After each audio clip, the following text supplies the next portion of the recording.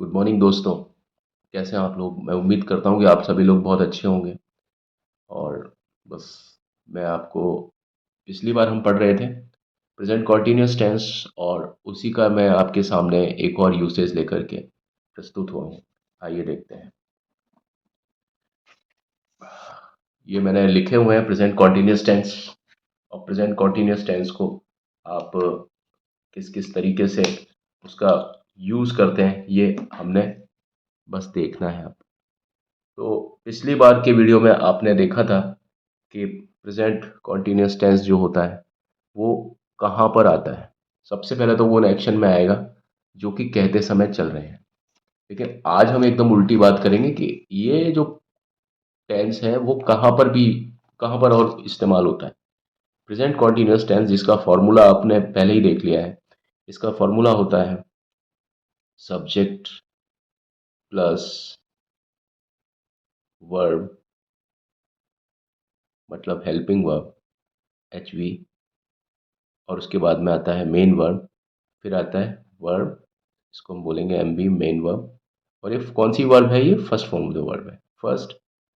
First form of the verb, first verb plus ING. ठीक है।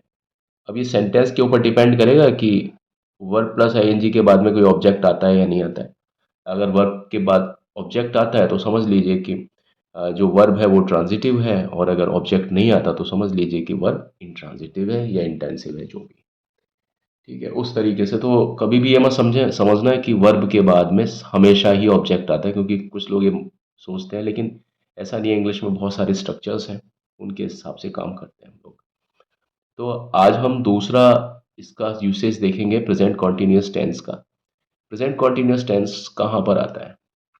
तो this tense is to express an action which is not happening at the time of speaking. इस तरह के actions में आते हैं जो कि कहते समय नहीं चल रहे होते।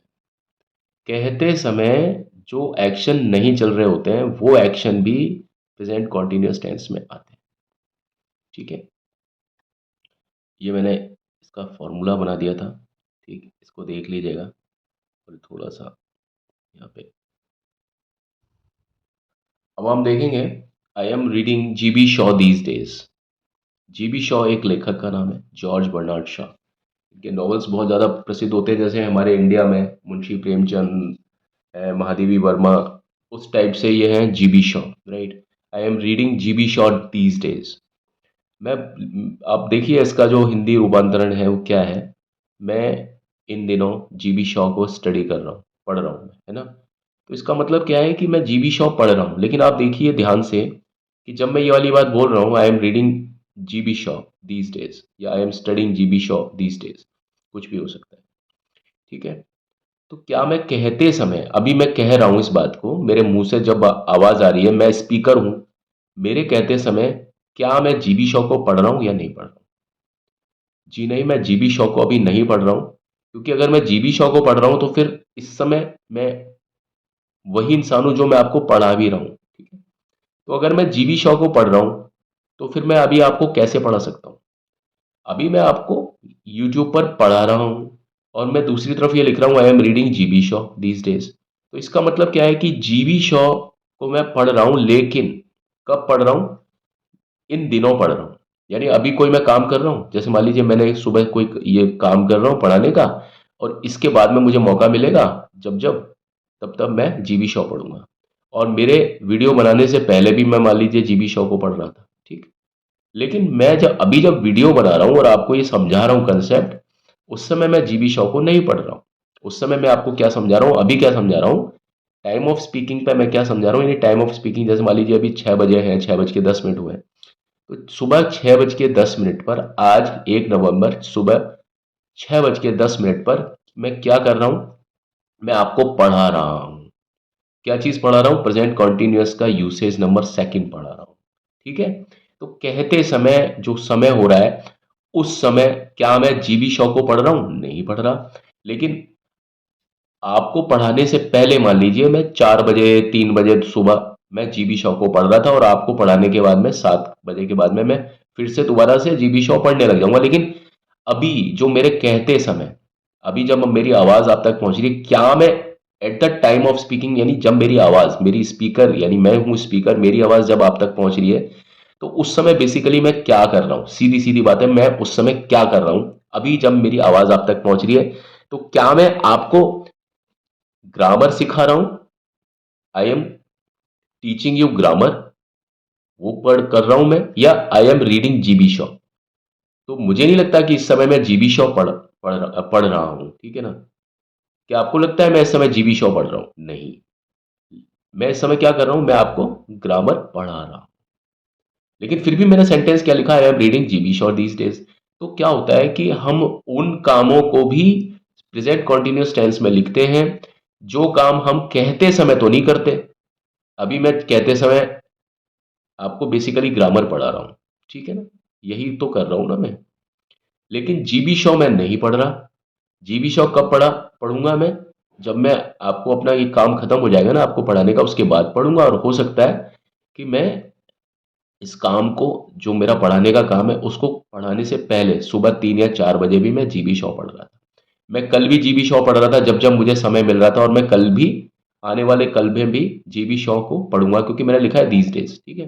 तो इन दिनों मैं जीबी शॉ को पढ़ रहा हूँ, लेकिन इसका मतलब ये नहीं कि 12 12 घंटे लगातार मैं जीबी शॉ को लगातार ही पढ़ रहा हूँ, सब कुछ मैंने छोड़ दिया, नहीं। मैं उसमें अपना सारे काम कर रहा हूँ, लेकिन बीच बीच में मैं जब समय मिलता है तो मैं जीबी शॉ को पढ़ लेता हूँ, है ना? इसका मतलब जीबी शॉ को मैं पढ़ने का काम निरंतर कर रहा हूँ, लेकिन निरंतर करने का मतलब है लगातार नहीं कर रहा हूँ मैं। ऐसा नहीं है कि जीबी शॉ को पढ़ रहा हूँ तो मैं कुछ और कर ही नहीं रहा हूँ। और कामों को करते करते मैं जीबी शॉ पढ़ रहा हूँ, या जीबी शॉ को पढ़ते पढ़ते मैं और काम भी कर रहा हूँ, और काम भी चल रहे हैं, जीबी शॉ का रीडिंग भी चल रहा है। तो कहते समय, अगर मैं सुबह मान लीजिए जिम में हूँ और मैं बोल रहा हूँ I am reading GB Shaw, तो वो गलत है।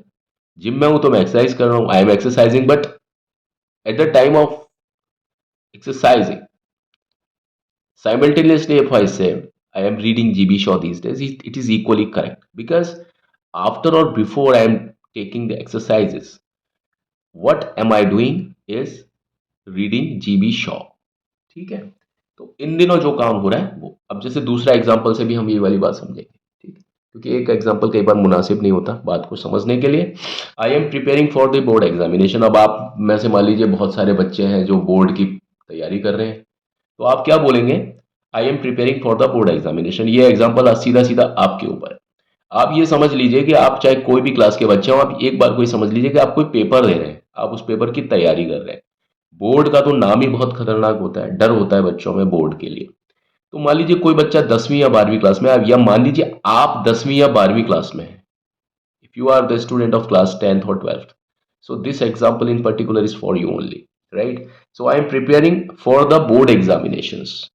तो अगर आप 10वीं और 12वीं के बच्चे हैं, if you are the student of class sorry 10th or 12th, right? So this sentence in particular is for you only, but at the time of you are, I mean you are at my channel, but at the time you are at my channel, are you preparing for the board examination? Not that so.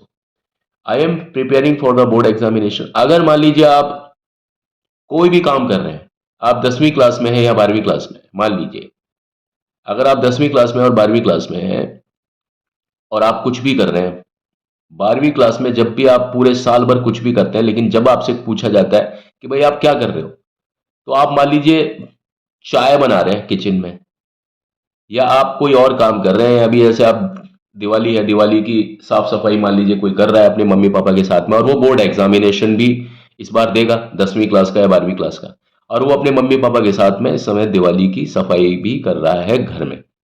तो जब वो दिवाली पर सफाई कर रहा है, तो उस समय अगर कोई पूछता है कि भाई क्या कर रहे हो, कोई व्यक्ति अगर पूछता है, आस पड़ोसी पूछेगा तो कोई बात नहीं, लेकिन कोई टीचर अगर उससे मिलने के लिए आया, या कहीं कोई फोन आया उसके पास में, दूर से कोई फोन आया, या कोई टीचर ने उसको फोन किया, कोई पुराना कोई टीचर मिल गया, या कोई भी ऐसा व्यक्ति जो कि उससे पढ़ाई के बारे में बात करना चाहता है, तो वो क्या कहेगा कि भाई तुम क्या कर रहे हो? तो क्या वो ये कहेगा कि मैं घर की सफाई कर रहा हूँ?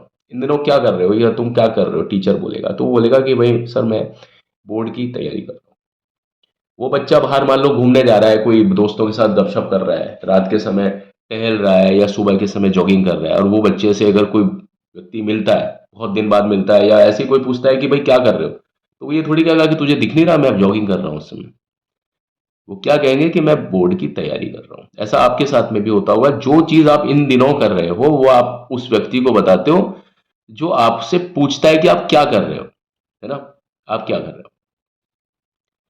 ये बच्चों से आप अच्छा एग्जाम्पल समझ सकते हो। कोई आईएएस की तैयारी कर रहा है, कोई मतलब सिविल की तैयारी, कोई कोई जुडिशरी की तैयारी कर रहा है, कोई डॉक्टर बनने की तैयारी कर रहा है ना, नीट वगैरह की एग्जामिनेशन दे रहा है, और उस समय पूछा जाए कि भाई आप क्या कर रहे हो, हिंदी में भी पूछेंगे तो आप ये नहीं बोलोगे जो आप उस समय काम कर रहे होगे, आप उसके बारे में ना बोल करके क्या बोलोगे कि मैं नीट की तैयारी कर रहा हूँ, मैं आईएएस की तैयारी कर रहा हूँ, मैं जुडिशरी के लिए तैयारी कर रहा हूँ, मैं एसएससी की तैयारी कर रहा हूँ, आप ये बोलेंगे।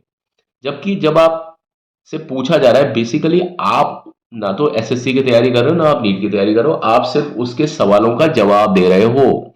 तो आप ये नहीं कहोगे कि I am answering the question asked by you, आप ये नहीं बोलोगे, आप ये बोलोगे I am preparing for the board examination, I am preparing for this और I am preparing for that. ठीक है ना। तो जो काम आप इस समय नहीं कह रहे हो, कोई काम आप at the time of speaking नहीं कर रहे हो, so if you are doing an action not right away but after or before this moment, so it is for the present continuous tense to use. So these are some of the examples.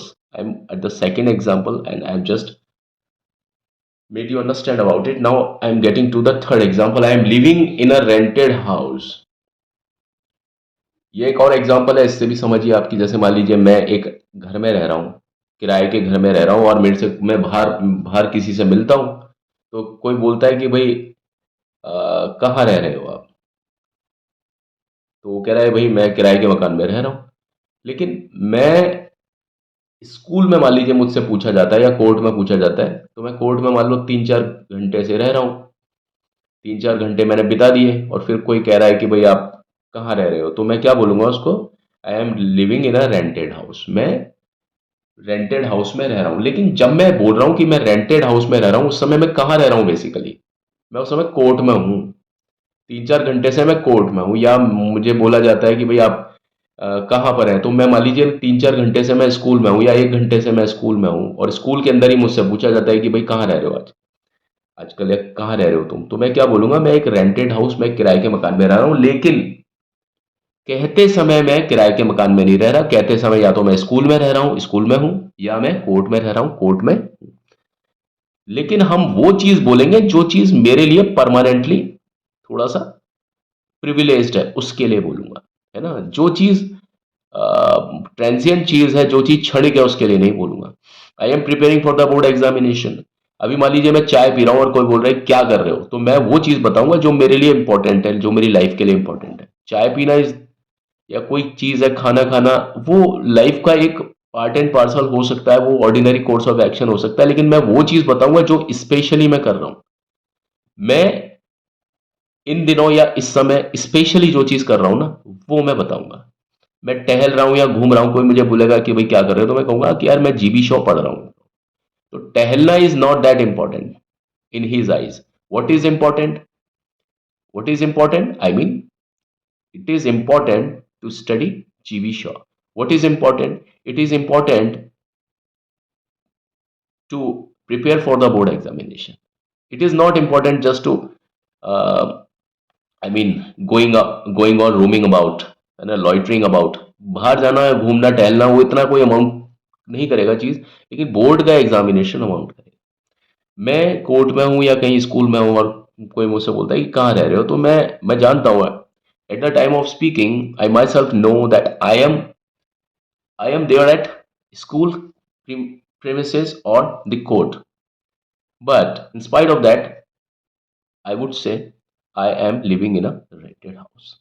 तो ये होता है कि जब आप कोई चीज कहते समय कोई काम नहीं हो रहा होता है ना, उसको भी हम प्रेजेंट कॉन्टिन्यूस टेंस के अंतर्गत बोलते हैं। ये मैंने आपको 3 एग्जांपल से समझाया, और इस तरह के एग्जांपल्स आप और भी अपनी तरफ से जो आपकी सिचुएशन पर फिर बैठते हैं उनको लिख करके बोल करके आप इसको कमांड कर सकते हो, और फिर ये चीज़ें आपको आराम से समझ में आ जाती हैं।